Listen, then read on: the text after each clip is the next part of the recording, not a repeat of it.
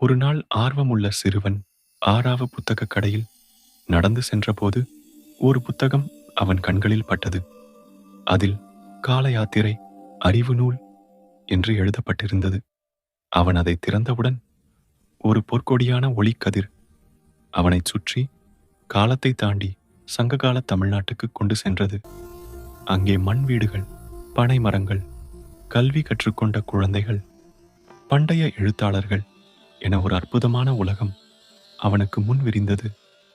அந்த இடத்தில் ஒரு ஞானி மரத்தடியில் அமர்ந்து கூறினார், காலம் மாறினாலும் அறிவு மாறாது.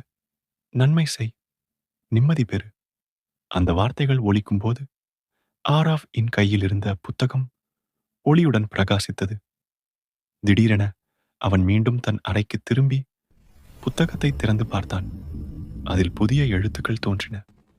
அறிவை காலம் அழிக்க முடியாது. அந்த நாளிலிருந்து ஆராவ் தினமும் அந்த புத்தகத்தை வாசித்து அதிலுள்ள ஞானத்தை நண்பர்களுடன் பகிர்ந்தான். ஒவ்வொரு நாளும் அவனது வாழ்க்கை ஒளியால் நிரம்பியது. பாடம்: பழைய அறிவு பழமை அல்ல, அது இன்றும் வழிகாட்டும் ஒளி.